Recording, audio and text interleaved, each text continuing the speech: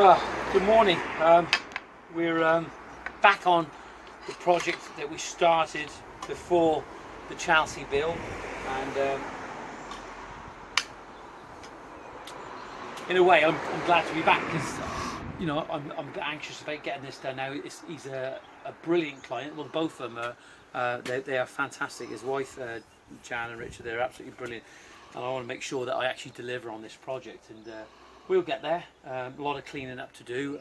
There's probably another couple of weeks' work left on here, and hopefully, we'll get on with it. But I feel a lot better now. It's taken a couple of days to actually get over that build, and I felt quite fatigued. It was almost like being jet lagged because we were, without a shadow of doubt, working probably 14-15 hours, maybe sometimes 16-hour days, and by the time you get in the morning and to when you get back, not necessarily eating well either. That was the thing about it, is that you miss all those creature comforts that you have normally when you're home. And fortunately for me, I've got a wife that is an absolute star in many ways, but on the domestic side, she's absolutely brilliant, and I help her out with those things when I can. But she is without doubt fantastic. She's a brilliant cook. She's brilliant in the office. She's brilliant with talking to people. She can do quotes. She can do this job. She can actually lay a slab as well, So she's brilliant. But I felt really fatigued when I was being away, and coming home now, I'm starting to recover now. Starting to get some of those creature comforts that I normally have when I'm at home. And was I prepared for Chelsea for that bill? I'm not sure. I was in other people's hands, and that's the fact about it. I think that if I would have been doing it, I would have had a few more of the logistic things made sure that they were set in place, because you've got to make sure that you eat, you've got to make sure that you rest even when you're away. There's nothing wrong with working long hours, but you can't be burning the candle at both ends, because it will affect your work. So wherever you are. Right, time to get on.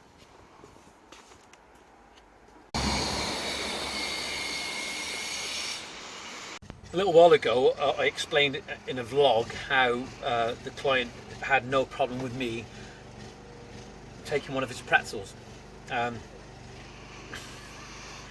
it was quite funny because we had more than one, and as a result of it, I replaced his pretzels before he came back on holiday with some pretzels from Marks and Spencer's, which I thought was up to standard, but apparently they weren't.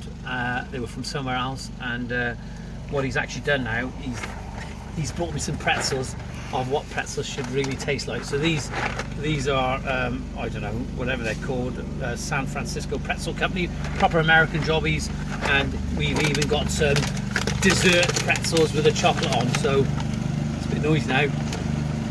Great clients.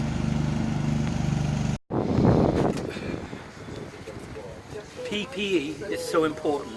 Okay, it's funny really. The client here has just had some guys, some architects that work in the office, and I just reminded them. They totally ignored me, didn't speak to me, didn't recognise me whatsoever until our client introduced us, and I just had to remind them that it's okay for you guys who wear ties and work in offices to talk to the guys on the front line.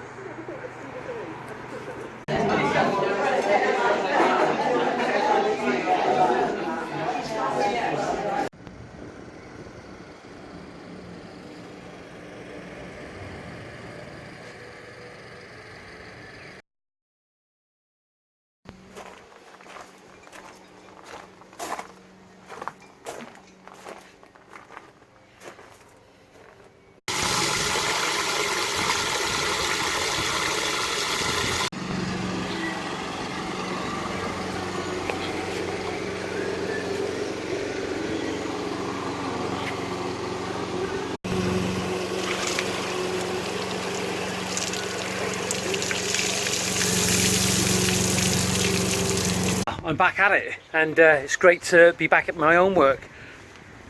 But more importantly, we talked about PPE, wear those masks, wearing those boots, those steel toe cap boots. But today, what you need to do, you need to cover this. It's your skin. You need to look after it. Make sure you put cream on and keep those shirts on.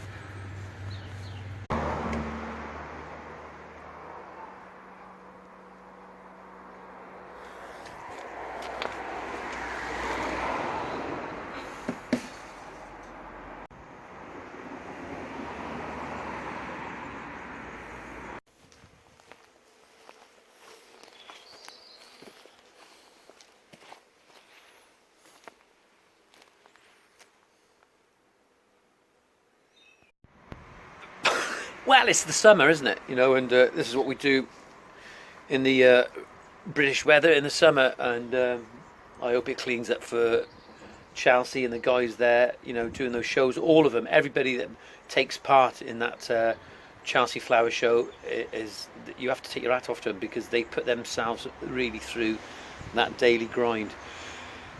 But nevertheless, we're back on our project.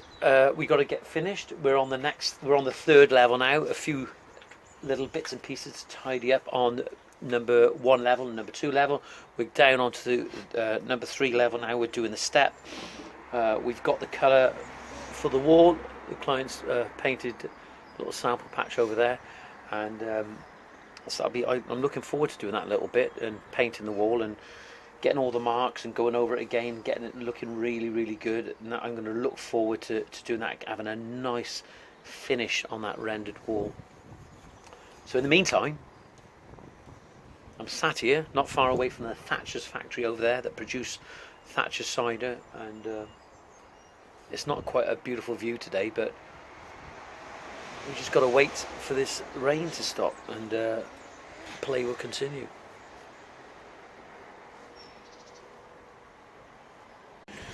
Well, it's not a great day for building walls. It's been overcast, it's been wet, but we've got the wall coming around there on that part, and we've got the cement nice and flat along the top, so we're going to be map-eyeing our coping stone to the top, and we've laid in position at the moment. That'll come back off because we've got to map-eye that, our first coping stone, and obviously on this side we're going to mirror the steps up the top there, and that's going to be 1.5 meters.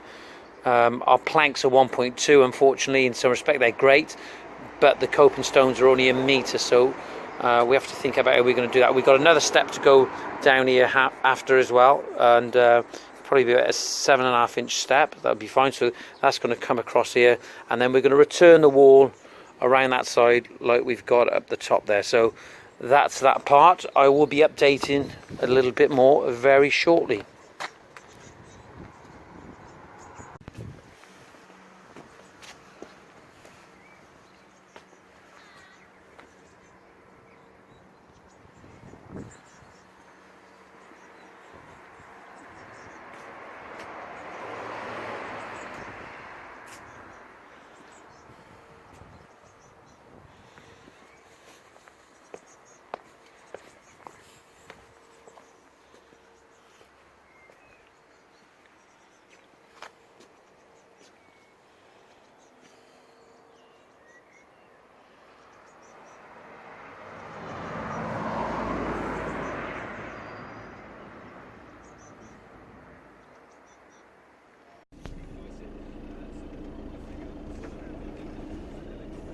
I'm in my office.